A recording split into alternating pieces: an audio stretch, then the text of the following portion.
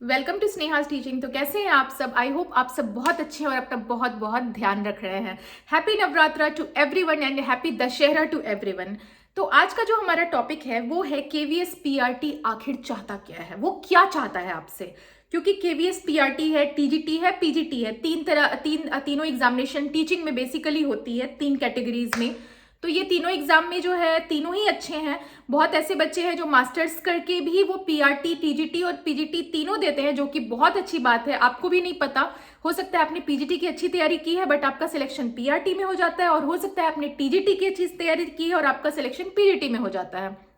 तो बहुत ही ज़्यादा आपको मल्टी डायमेंशनल होना पड़ता है अगर आपको सीट लेनी है। तो लक आपका कहीं भी काम कर सकता है। तो ऐसे में आज हमारा टॉपिक जो है वो ये आता है कि पीआरटी आपसे क्या डिमांड कर रहा है। What is the demand of PRT? KVS PRT में आपको क्या होना चाहिए, किस तरह से आपको तैयारी करनी चाहिए जो आप उसमें सक्सीड कर सकते हो। तो चलिए इस वीडियो को स्टार्ट करते हैं और एंड तक बने रहिए ताकि आपको समझ में आए कि केवीएस पीआरटी की एक्चुअली क्या डिमांड है।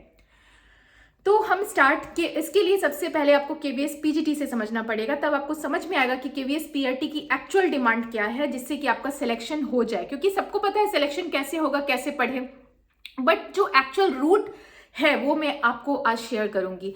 तो जरूर आपको समझ में आएगा कि अब आपको प्रिपरेशन किस डायरेक्शन में करना है।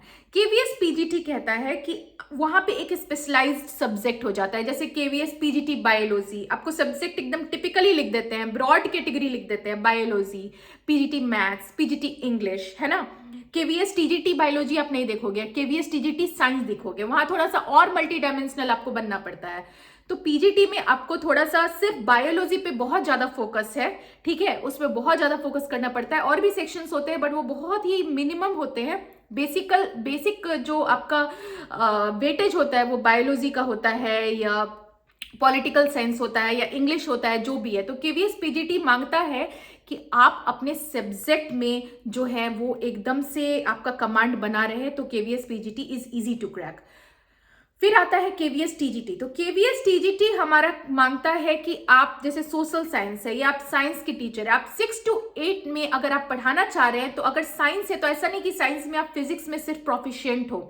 आपने भले ही मास्टर्स कर रखा है, आपने पीजीटी दे रखा है, बट अगर आप टीजीटी दे रहे हो तो उनका डिमांड है कि आपको 6 to 8 तक का साइंस अच्छे से आना चाहिए, मैथ्स अच्छे से आना चाहिए। वो आपकी एक ब्रॉड लेवल सब्जेक्ट को देखते हैं कि आपकी साइंस कैसी है, आपकी सोशल साइंस, इसलिए नाम है केवीएस टीजीटी सोशल साइंस।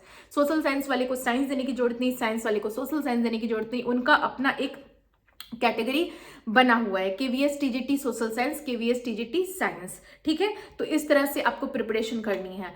अब हमारा आता है केवीएस पीआरटी, जो हमारा टॉपिक है। पीआरटी चाहता है कि आपको सब कुछ आना चाहिए, सब कुछ, एब्सोल्युटली। 11th-12th की यहाँ बात नहीं हो रही है, लेकिन एटलीस्ट क्लास 10 तक आपको पकड़ होना जरूरी है। क्योंकि केवीएस पीआरटी आपकी इंग्लिश चेक करता है, आपकी हिंदी चेक करता है, आपकी साइंस चेक करता है, आपकी सोशल साइंस चेक करता है, आपकी पेडागोजी चेक करता है, आपकी जीके चेक करता है, आपकी करंट अवेयरनेस चेक करता है।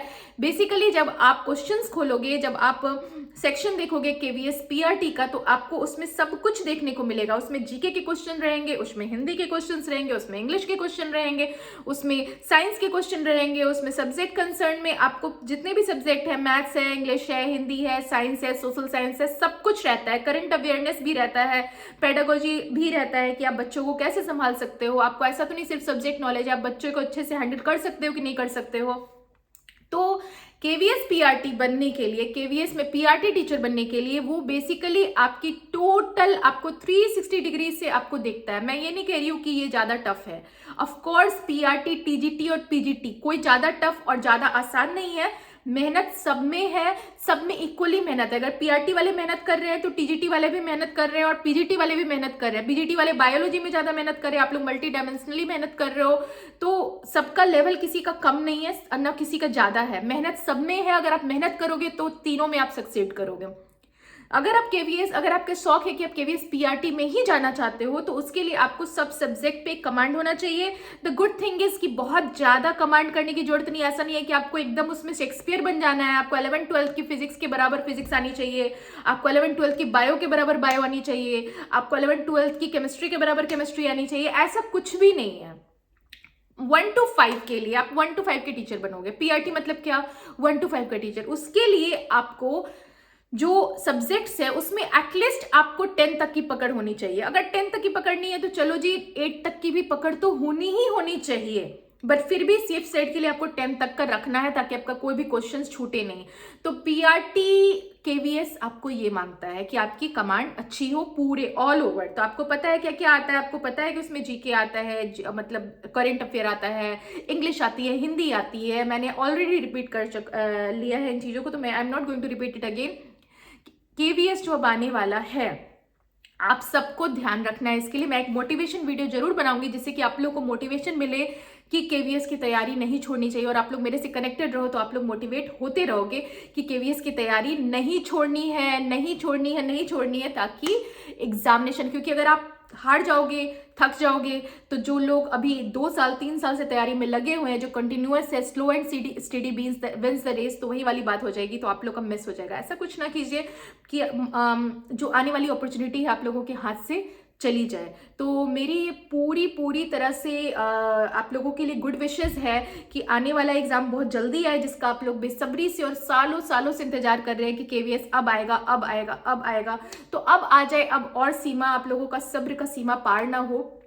और मैं यही कहूंगी कि आप लोग अच्छे से तैयारी कीजिए। और पीआरटी के लिए मैंने आपको बता रखा है, टीजीटी के लिए भी एक रूटीन वाली मैंने वीडियो बनाई थी, उस पर बहुत लाइक आया था, आप लोगों का बहुत सारे कमेंट आए थे। तो मैं सोच रही हूँ कि आप लोग के लिए एक टीजीटी की जो रूटीन होती है, रूटीन पे एक वीडियो बनाओ ताकि आप लोग को समझ में आए। मतलब आई एम नॉट सेइंग कि वो रूटीन आप भी करो, बट उससे एक आप लोगों को एक पैटर्न का एक आइडिया लग जाएगा, और कहीं ना कहीं एक मोटिवेशन भी आती है कि पढ़ाई किस तरह से मुझे करनी है।